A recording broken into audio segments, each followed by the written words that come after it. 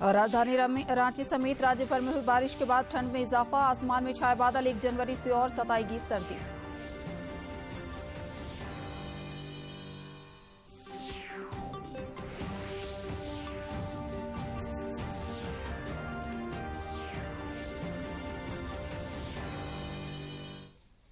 नमस्कार, खबरें झारखंड में आपका स्वागत है। मैं हूं आपके साथ प्रियंका मिश्रा। खबरों में आगे बढ़ने से पहले ये संदेश। देश कोविड टीकाकरण अभियान के अंतर्गत 150 करोड़ टीके लगवाने की दिशा में निरंतर आगे बढ़ रहा है। कोरोना वायरस का नया वेरिएंट मिलने से चिंताएं बढ़ी हैं। आपसे हमारी अपील है कि यथाशीघ्र दोनों टीके लगवाएं और अन्य लोगों को भी टीके लगवाने के लिए प्रेरित करें।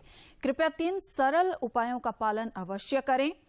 मास्क लगाएं, 2 गज की सुरक्षित दूरी बनाए रखें, हाथ और चेहरा साफ रखें। कोविड से संबंधित किसी भी जानकारी और मार्गदर्शन के लिए राष्ट्रीय हेल्पलाइन नंबर 011239780046 और 1075 पर संपर्क करें। इसके अलावा राज्य हेल्पलाइन नंबर 104 पर भी संपर्क कर सकते हैं। और अब समाचार विस्तार से। प्रधानमंत्री नरेंद्र मोदी आज उत्तराखंड का दौरा करेंगे। इस दौरान हल्द्वानी में वो 17,500 करोड़ रुपए की लागत की 23 परियोजनाओं का उद्घाटन और शिलान्यास करेंगे। 17,500 करोड़ रुपए से ज्यादा की इन 23 परियोजनाओं में से 14,100 करोड़ रुपए की 17 परियोजनाओं का शिलान्यास और 3,400 करोड़ रुपए की 6 परियोजनाओं का उद्घाटन शामिल है। इसके अंतर्गत प्रधानमंत्री नरेंद्र मोदी तकरीबन 5,750 करोड़ रुपए की लागत से बनने वाली लखवार बहुउद्देशीय परियोजना की भी आधारशिला रखेंगे, जिसकी परिकल्पना 1976 में की गई थी, लेकिन इतने वर्षों से लंबित पड़ी थी। राष्ट्रीय महत्व की यह परियोजना लगभग 34,000 हेक्टेयर अतिरिक्त भूमि की सिंचाई, 300 मेगावाट जल विद्युत उत्पादन और 6 राज्यों उत्तराखंड, उत्तर प्रदेश, हरियाणा, दिल्ली, हिमाचल प्रदेश और राजस्थान को पेयजल की आपूर्ति करने में सक्षम बनाएगी। मोदी जी यहाँ आएंगे और उनका जिस प्रकार से उत्तराखंड के लोगों के साथ लगाव है, उत्तराखंड के लोगों का भी जो उनके ऊपर विश्वास है, वो जब भी आए हैं तो उन्होंने हजारों करोड़ की योजनाओं का देहरादून में भी लोकार्पण शिलान्यास किया था। यहाँ भी हजारों करोड़ की योजनाओं का लोकार्पण शिलान्यास करने वाले हैं और पिछले 5 सालों में 1 लाख करोड़ से भी ज्यादा योजनाओं का यहाँ पर स्वीकृति अभी तक हो गई है और हमारे यहाँ पर एम्स भी उस दिन जो है उसका भी शिलान्यास करेंगे। इसके साथ ही उत्तराखंड के दुर्गम और दूर दराज पहाड़ी क्षेत्रों में कनेक्टिविटी को बढ़ावा देने के लिए प्रधानमंत्री लगभग 8,700 करोड़ रुपए की कई सड़क परियोजनाओं का उद्घाटन और शिलान्यास करेंगे। इसके अंतर्गत 4,000 करोड़ रुपए से अधिक की लागत से बनने वाली 85 किलोमीटर मुरादाबाद काशीपुर सड़क का 4 लेन में चौड़ीकरण, गदरपुर दिनेशपुर मडकोटा हल्द्वानी रोड के 22 किलोमीटर और किच्चा से पंतनगर तक 18 किलोमीटर सड़क का चौड़ीकरण शामिल है। साथ ही ऊधम सिंह नगर में 8 किलोमीटर लंबे खटीमा बाईपास का निर्माण, 175 करोड़ की लागत से 4 लेन के राष्ट्रीय राजमार्ग का निर्माण भी शामिल है। देश भर में पिछले 24 घंटे के दौरान 13,154 नए मरीजों की पुष्टि हुई है। इस बीच देश में ओमिक्रॉन के मामलों की संख्या बढ़कर 961 हो गई है। स्वास्थ्य और परिवार कल्याण मंत्रालय के मुताबिक देश में पिछले 24 घंटों में कोरोना के 13,154 नए मामले सामने आए।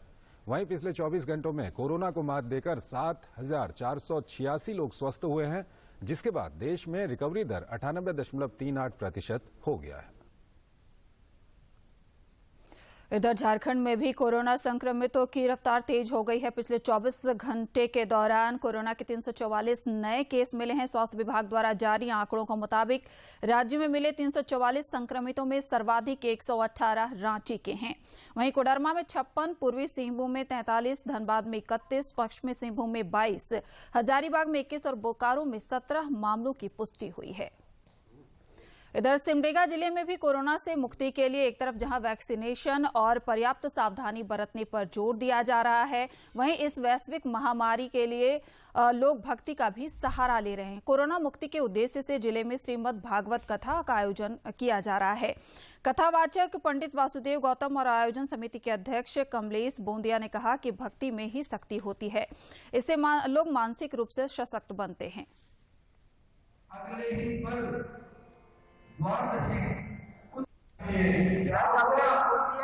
सिमडेगा झारखंड और हम लोगों ने आनंद भवन में भागवत कराई है, जो हमें कोरोना से मुक्ति मुक्ति दिलाई कोरोना के बढ़ते हुए उसको देखने के लिए हमने महावीर का आयोजन किया है। भगवान कृष्ण भगवान सबको मुक्ति दे कोरोना से और कोरोना का बढ़े। इधर विश्व स्वास्थ्य संगठन ने चेतावनी दी है, डेल्टा और ओमिक्रॉन का एक साथ फैलाव कोविड की खतरनाक सुनामी की ओर बढ़ रहा है। डब्ल्यूएचओ के महानिदेशक ने कहा कि इन दो वेरिएंट के कारण कोविड संक्रमितों की संख्या तेजी से बढ़ रही है। से आने वाली कोविड-19 मामलों की सुनामी पहले से ही अपनी क्षमता से अधिक कार्य कर रही स्वास्थ्य प्रणालियों पर और भी अधिक दबाव डालेगी। डब्ल्यूएचओ ने कहा कि डेल्टा और ओमिक्रॉन दोनों के एक साथ आने से मुश्किलें बढ़ गई हैं और कोविड के नए मामलों में तेजी से उछाल आया है।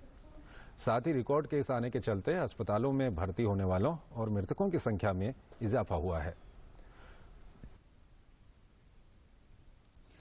इधर देश में कोविड के खिलाफ जारी जंग में टीकाकरण अभियान तेज गति से चल रहा है। केंद्रीय स्वास्थ्य मंत्रालय के अनुसार अब तक 149 करोड़ से ज्यादा लोगों को कोविड रोधी टीके की डोज लगाई जा चुकी है। केंद्र सरकार ने वित्तीय वर्ष 2021-22 के लिए जीएसटी के वार्षिक रिटर्न भरने की तिथि 28 फरवरी तक बढ़ा दी है। दाखिल करना था। अप्रत्यक्ष कर और सीमा शुल्क बोर्ड ने कहा कि वित्तीय वर्ष 2020-2021 के लिए फॉर्म जीएसटीआर 9 में वार्षिक रिटर्न और फॉर्म जीएसटीआर 9C में स्वप्रमाणित समाधान विवरण प्रस्तुत करने की नियत तिथि बढ़ा दी गई है।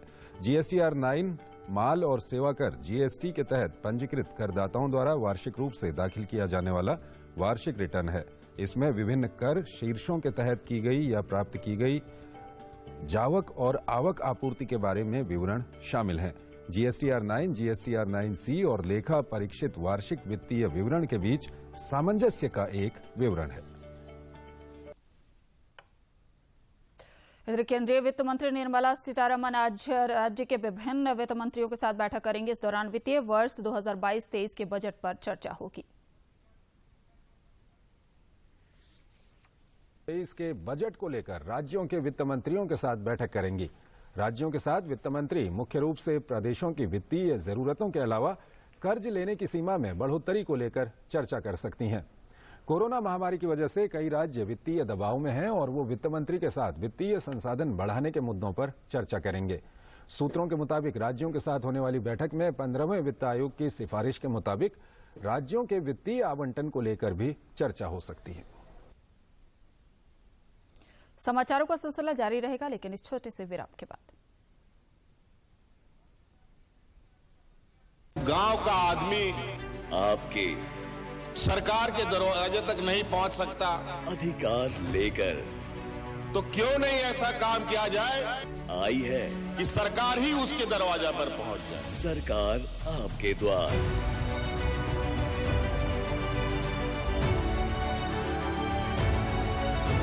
इनका साड़ी मिल है लूंगी। बहुत जल्दी मेरा काम हो गया और यह स्वीकृति पत्र हमको मिला है। अब दरुआ हड़िया छोड़ के और फूलो झानों में जुड़े तो हम दुकान चला रहे हैं। मुझे वहाँ से 50,000 का लोन मिला और अपना अच्छे से जीवन यापन कर रही हूँ।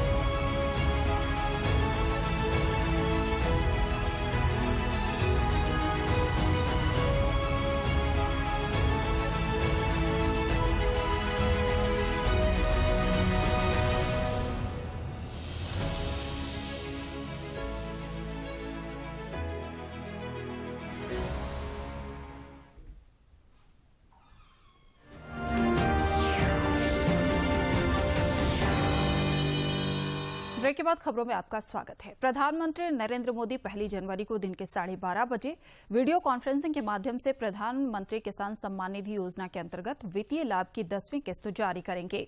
10 करोड़ से अधिक लाभार्थियों को 20,000 करोड़ रुपए से अधिक की राशि हस्तांतरित की जाएगी। इधर रांची सहित पूरे झारखंड में 2 दिन से हो रही बारिश से तापमान में गिरावट दर्ज की गई है। इससे ठंड और बढ़ गई है। उत्तर भारत में हो रही बर्फबारी का भी असर यहां दिखाई पड़ रहा है। भारतीय मौसम विज्ञान केंद्र रांची के वैज्ञानिक अभिषेक आनंद ने बताया कि आज भी राज्य के कुछ जिलों में छिटपुट बारिश हो सकती है। कल से मौसम साफ हो सकता है। इससे न्यूनतम तापमान में कमी आएगी और 1 जनवरी से सर्दी और बढ़ेगी।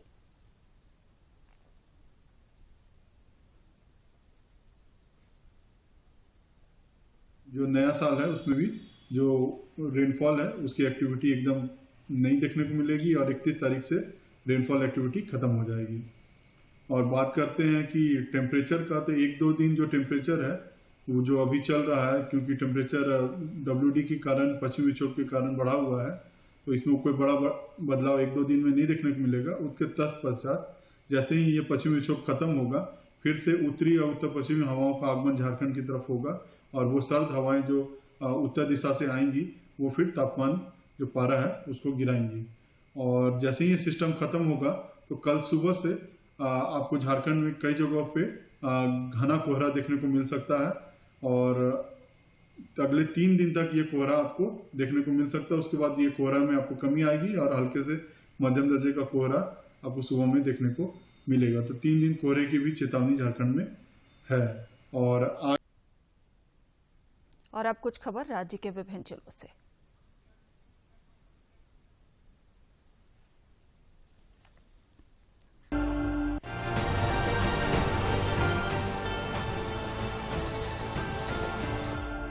राष्ट्रीय स्वास्थ्य मिशन झारखंड के द्वारा 87 विशेषज्ञ चिकित्सा पदाधिकारियों एवं 19 चिकित्सा पदाधिकारियों की नियुक्ति की गई। सरकार के 2 वर्ष पूरे होने के अवसर पर स्वास्थ्य विभाग के अपर मुख्य सचिव अरुण कुमार सिंह ने नियुक्ति पत्र सौंपते हुए उनके उज्जवल भविष्य के लिए शुभकामनाएं दी। इस मौके पर अपर अभियान निदेशक विद्यानंद शर्मा पंकज, अवनी प्रसाद और मनीष कुमार भी मौजूद थे। नक्सलियों के खिलाफ चलाए जा रहे राज्यव्यापी अभियान में पुलिस को एक और बड़ी सफलता मिली है। खूंटी जिले में पुलिस ने प्रतिबंधित नक्सली संगठन के एक सदस्य को गिरफ्तार किया है। इस उग्रवादी की गिरफ्तारी रनिया थाना क्षेत्र से हुई है। गिरफ्तार उग्रवादी के पास से पर्चा और गोली भी बरामद किए गए हैं। रांची के अरगोड़ा थाना क्षेत्र में इंस्टीट्यूशनल आइसोलेशन के लिए आग्रह करने पर कोविड-19 पॉजिटिव मरीज ने इंसिडेंट कमांडर को धमकी दिलवाई है। फोन पर धमकी मिलने के बाद इंसिडेंट कमांडर सह अरगोड़ा सीओ अरविंद कुमार ओझा ने कोविड-19 मरीज और धमकी देने वालों के खिलाफ अरगोड़ा थाने में प्राथमिकी दर्ज कराई है। राज्य की हेमंत सोरेन सरकार के 2 वर्ष पूरे होने पर गिरिडीह जिले को नया समाहरणालय भवन की सौगात मिली है। 35 करोड़ रुपए से ज्यादा की लागत से बने समाहरणालय भवन का कल उद्घाटन जिले के उपायुक्त ने किया। लातेहार जिले में विधायक वैद्यनाथ राम की उपस्थिति में पर्यावरणीय स्वीकृति के लिए आयोजित जन सुनवाई के दौरान बनहरदी कोल ब्लॉक को लेकर रैयतों की मांग से संबंधित समस्याओं पर चर्चा की गई। इस मौके पर पर्यावरण नियंत्रण बोर्ड के अधिकारियों ने एनटीपीसी के अधिकारियों के साथ विचार विमर्श किया। साहेबगंज जिले में सरकार के 2य वर्षगांठ के उपलक्ष्य में सिद्धो कानू स्टेडियम में आयोजित जिला स्तरीय कार्यक्रम में civil surgeon doctor Arvind Kumar को सांसद के द्वारा नए एम्बुलेंस की चाबी प्रदान की गई। इस दौरान उत्कृष्ट कार्य करने वाले पदाधिकारियों को प्रशस्ति पत्र देकर सम्मानित भी किया गया। झारखंड में पहली बार 400 केवी क्षमता का ग्रिड पतरातू में चालू हुआ है। ग्रिड का निर्माण रांची के बुढ़मू में भी शुरू किया गया। इससे अब राजधानी के हटिया ग्रिड का लोड लगभग 100 MVA कम हो जाएगा, जिससे यहां बिजली की आपूर्ति बेहतर होगी। राष्ट्रीय जांच एजेंसी ने कल झारखंड के माओवादियों और आपराधिक गिरोहों को हथियार व कारतूस सप्लाई करने के मामले में एक साथ झारखंड, बिहार, उत्तर प्रदेश और पश्चिम बंगाल में 12 ठिकानों पर छापेमारी की। इसमें धनबाद, सरायकेला, खरसावां, रांची, पटना, छपरा, गया, चंदौली व वर्धमान में छापेमारी की गई। एनआईए ने छापेमारी में 1,46,000 रुपए cash, laptop, mobile, computer, hard disk सहित कई दस्तावेज बरामद किए हैं। जमशेदपुर में हेमंत सरकार के 2 साल का कार्यकाल पूरा होने के उपलक्ष्य में आयोजित जिला स्तरीय कार्यक्रम में मुख्य अतिथि के रूप में पेयजल एवं स्वच्छता विभाग के मंत्री तथा पूर्वी सिंहभूम जिले के प्रभारी मंत्री मिथिलेश ठाकुर शामिल हुए। इस अवसर पर 40 करोड़ की कुल 160 योजनाओं का उद्घाटन एवं 300 करोड़ रुपए की कुल 32 योजनाओं का शिलान्यास किया गया। हेमंत सरकार के 2 वर्ष पूरे होने के उपलक्ष्य में उपराजधानी दुमका के इंडोर स्टेडियम में आपकी सरकार आपके द्वार कार्यक्रम का समापन समारोह आयोजित किया गया। समारोह में मुख्य अतिथि के रूप में राज्य के परिवहन मंत्री चंपई सोरेन उपस्थित थे। इस मौके पर 7 अरब 31 करोड़ 18,24,300 रुपए की विभिन्न योजनाओं का उद्घाटन और शिलान्यास किया गया।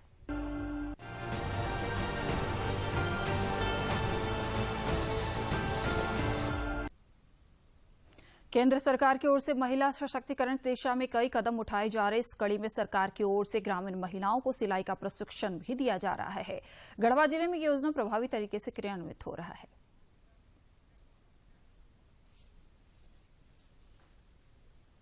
गढ़वा जिले के कृषि विज्ञान केंद्र में 30 कृषक महिलाएं सिलाई का प्रशिक्षण प्राप्त कर रही हैं। इन महिलाओं को उम्मीद है कि प्रशिक्षण प्राप्त करने के बाद सरकार के सहयोग से वो आत्मनिर्भर बन पाएंगी। कृषि विज्ञान केंद्र में सिलाई सीखने आई हूँ। यहाँ से सिलाई सीखकर घर जाकर रोजगार कर अपना जीवन यापन करूंगी। गढ़वा कृषि विज्ञान केंद्र के प्रधान वैज्ञानिक अशोक कुमार की मानी तो ग्रामीण महिलाओं के लिए ये योजना किसी वरदान से कम नहीं है। वो कहते हैं कि इससे महिलाएं स्वावलंबन की राह पर आगे बढ़ेंगी और आर्थिक रूप से सशक्त बनेंगी। नामकुम रांची के द्वारा प्रायोजित सिलाई एवं कटाई पर एक प्रशिक्षण कृषि विज्ञान केंद्र गढ़वा में चलाया जा रहा है। ग्रामीण कृषक महिलाओं का रुझान सिलाई की ओर बढ़ने से अन्य महिलाओं में भी प्रेरणा जगी है। कई अन्य महिलाएं भी घर की देहरी से बाहर निकलकर आत्मनिर्भरता की राह पर आगे बढ़ने को तैयार हैं। गढ़वा से विजेंद्र तिवारी की रिपोर्ट।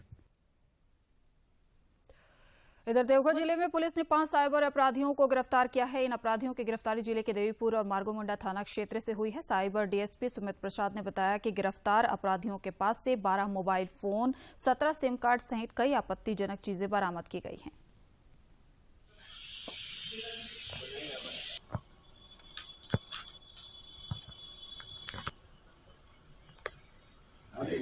को गुप्त सूचना मिली थी जो लगातार साइबर अपराधियों के विरुद्ध हमारे छापामारी चल रही है। उसमें मार्गोमुंडा थाना क्षेत्र और देवीपुर थाना क्षेत्र से 5 साइबर अपराधियों की गिरफ्तारी हुई है, जो बेसिकली लिंक भेज करके वो फ्रॉड करते थे।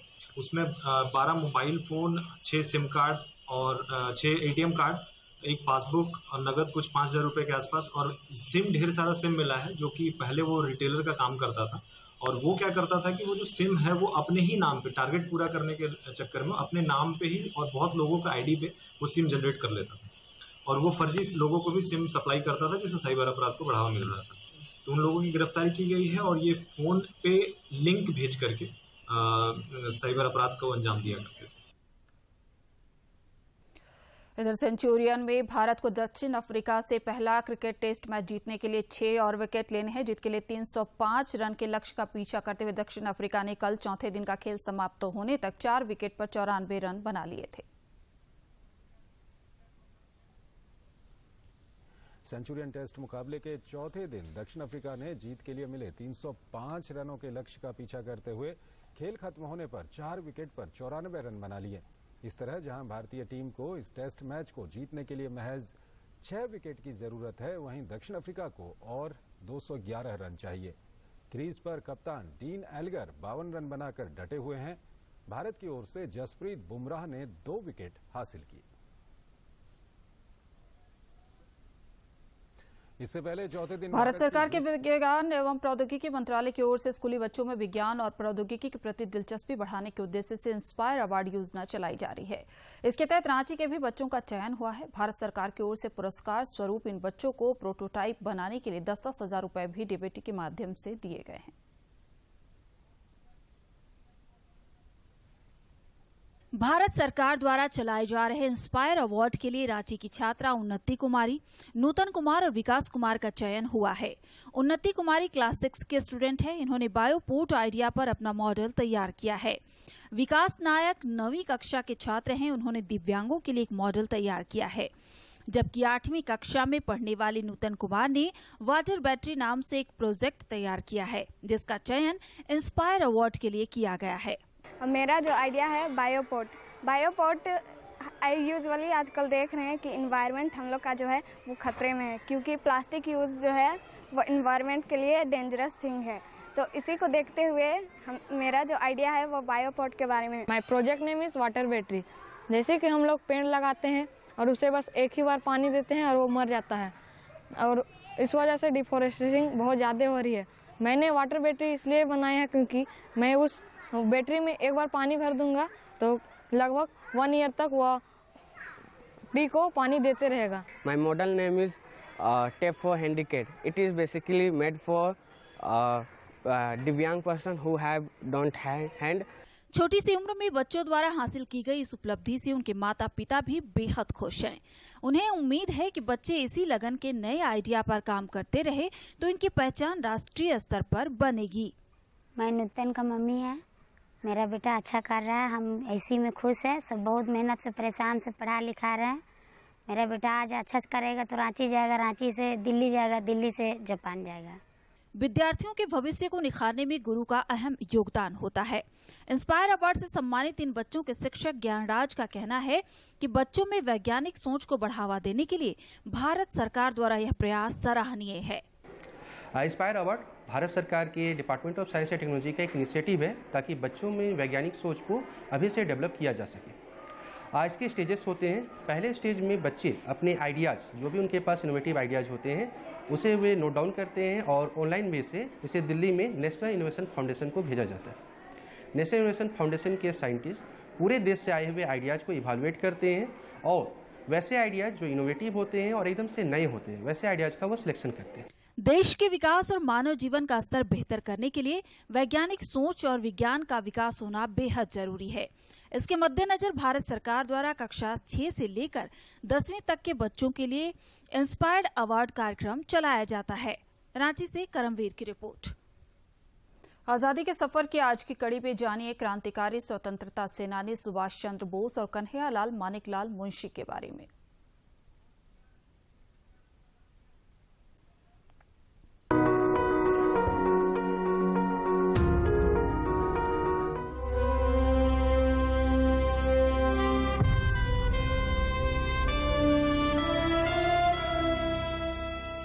30 दिसंबर 1943 को नेताजी सुभाष चंद्र बोस ने पहली बार पोर्ट ब्लेयर में जिमखाना ग्राउंड में राष्ट्रीय ध्वज फहराया और इसे ब्रिटिश शासन से मुक्त पहला भारतीय क्षेत्र घोषित किया। इसे अब नेताजी स्टेडियम के नाम से जाना जाता है। फिरंगियों की कौम पर वो कहर बन के छाएंगे, सुभाष जी वो जाने। नेताजी ने अंडमान द्वीप को शहीद और निकोबार द्वीप को स्वराज नाम दिया और INA के जनरल AD लोगनाथन को यहाँ का गवर्नर नियुक्त किया। आजाद हिंद सरकार अब केवल निर्वासित सरकार नहीं थी, बल्कि उसकी अपनी जमीन, अपनी मुद्रा, नागरिक संहिता और यहाँ तक कि डाक टिकट भी थी। आज हम याद कर रहे हैं जयंतिया के स्वतंत्रता सेनानी ऊ क्यांग नांगबाह को, जो 30 दिसंबर 1862 को शहीद हो गए थे। ऊ क्यांग नांगबाह का जन्म जोवाई में हुआ था। इस क्षेत्र के अन्य स्वतंत्रता सेनानियों के विपरीत उनकी कोई शाही पृष्ठभूमि नहीं थी और वो एक साधारण किसान थे। अंग्रेजों ने जब 1835 में जयंतिया साम्राज्य पर कब्जा किया तब वो बालक थे, लेकिन अंग्रेजों की भेदभावपूर्ण नीतियों से व्यथित थे।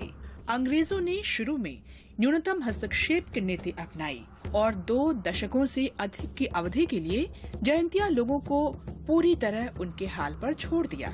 हालांकि 1860 आते आते अंग्रेजों ने जयंतिया लोगों पर कर का बोझ बढ़ाना शुरू कर दिया, जिससे उनके बीच असंतोष बढ़ गया। जयंतिया लोगों ने 1862 में युवा ऊ क्यांग नांगबाह के नेतृत्व में भीषण विद्रोह का बिगुल बजा दिया। नांगबाह एक महान संगठनकर्ता के रूप में उभरे। गिरफ्तारी से बचने के लिए उन्होंने अपनी पहचान गुप्त रखी। वे ब्रिटिश खुफिया सेवा को मात देने में कामयाब रहे और बिना किसी संदेह के अपने सभी साथियों को इकट्ठा करना शुरू कर दिया। हालांकि जयंतिया अंग्रेजों की शक्ति का मुकाबला नहीं कर पाए और अंततः हार गए। उस असमान लड़ाई में सैकड़ों जयंतिया मारे गए। ऊ क्यांग नांगबाह को धोखे से पकड़ लिया गया और 30 दिसंबर 1862 को सार्वजनिक रूप से फांसी दे दी गई। इस महान स्वतंत्रता सेनानी को हमारी श्रद्धांजलि। जय जय विद्या भवन भारती, जय जय विद्या भवन हमारा, ज्ञान कर्म की ज्योति जगाता अमृतमय विद्या। आज हम स्वतंत्रता सेनानी और शिक्षाविद कन्हैयालाल मानिकलाल मुंशी को भी याद कर रहे हैं, जिनका जन्म 30 दिसंबर 1887 को गुजरात के भरूच में हुआ था। उन्होंने महात्मा गांधी के आशीर्वाद से 1938 में प्रसिद्ध शिक्षण संस्थान भारतीय विद्या भवन की स्थापना की। कन्हैयालाल मानिकलाल मुंशी एक प्रतिभाशाली छात्र थे और उन्होंने BA तथा LLB परीक्षा में शीर्ष स्थान हासिल किया था। वे क्रांतिकारी नेता श्री अरबिंदो घोष से प्रभावित थे। बॉम्बे में वकालत करते हुए वे एनी बेसेंट की होम रूल लीग में शामिल हो गए। और उस समय के कई प्रमुख स्वाधीनता सेनानियों जैसे सुरेंद्र नाथ बनर्जी और महात्मा गांधी से मिले। 1927 में वे बॉम्बे विधानसभा के लिए चुने गए, लेकिन बारडोली सत्याग्रह के बाद उन्होंने इस्तीफा दे दिया। उन्होंने सविनय अवज्ञा आंदोलन में भी भाग लिया और 2 बार जेल गए। कन्हैयालाल मानिकलाल मुंशी 1937 के बॉम्बे प्रेसिडेंसी चुनाव में फिर से चुने गए और बॉम्बे प्रेसिडेंसी के गृह मंत्री बने। उन्होंने राज्य में सांप्रदायिक दंगों को शांत करने में मदद की।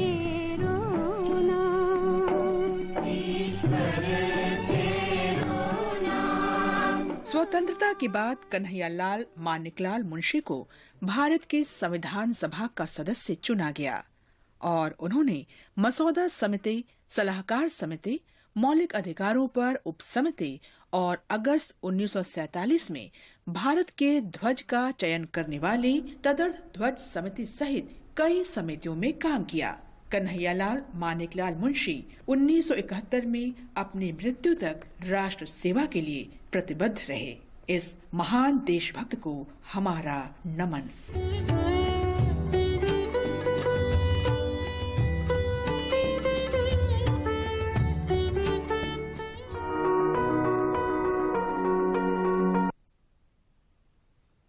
दूरदर्शन झारखंड पर पल पल की खबरों से जुड़े रहने के लिए आप हमारे social media platform Twitter, Facebook और यूट्यूब से जुड़ सकते हैं, क्योंकि खबरों से जितना बाखबर रहना जरूरी है उससे ज्यादा जरूरी है सटीक, संतुलित और निष्पक्ष समाचार। हमारा ट्विटर हैंडल और फेसबुक पेज है डीडी न्यूज झारखंड। आप हमें YouTube channel Jharkhand DD news पर भी देख और सुन सकते हैं। अंत में मुख्य समाचार एक बार फिर।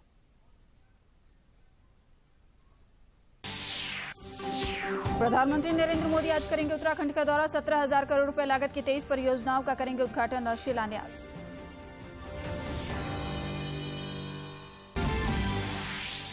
राज्य में तेज हुई कोरोना की रफ्तार। पिछले 24 घंटे के दौरान मिले 344 नए संक्रमित। राजधानी रांची में सबसे अधिक 118 केस की पुष्टि।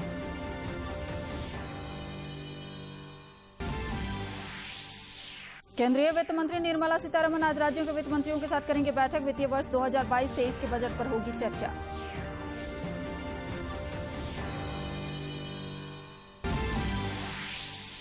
और राजधानी रांची समेत राज्य भर में हुई बारिश के बाद ठंड में इजाफा। आसमान में छाए बादल। 1 जनवरी से और ठंड सताएगी।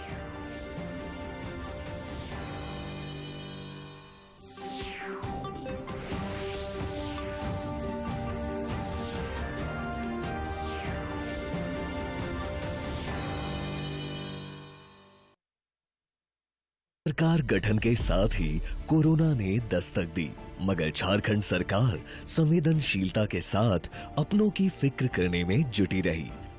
साथ ही झारखंडी अस्मिता को मिला सम्मान। सुदृढ़ स्वास्थ्य सेवा, स्वावलंबी महिलाएं, मेहनतकश श्रमिक, सशक्त किसान, गुणवत्तापूर्ण शिक्षा, खेल में हुनर दिखाने का अवसर, पशुधन, रोजगार और स्वरोजगार, सामाजिक सुरक्षा, झारखंडी संस्कृति और झारखंडियत। आंदोलनकारियों के संघर्ष को नमन करते हुए अपनी जड़ों को मजबूत कर आगे बढ़ रहा झारखंड। रैयतों की जमीन वापसी, गांव-गांव में इलेक्ट्रिफिकेशन, एंटी मॉब लिंचिंग विधेयक पारित, नए निवेश, रोजगार के लिए झारखंड हुआ तैयार। दिलाने सबको अधिकार, सरकार पहुंची सबके द्वार।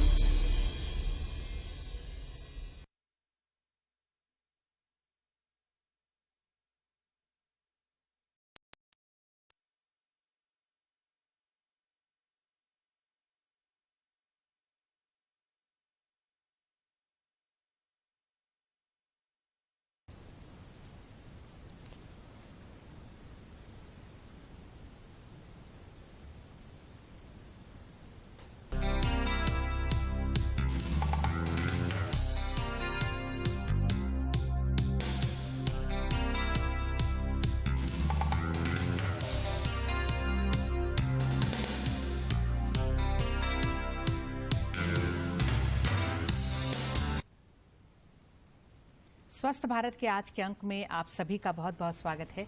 नमस्कार। आज हम बात करेंगे कैंसर के बारे में। जी हाँ, कैंसर एक ऐसा शब्द जिसे सुनते ही एक भय सा मन में आ जाता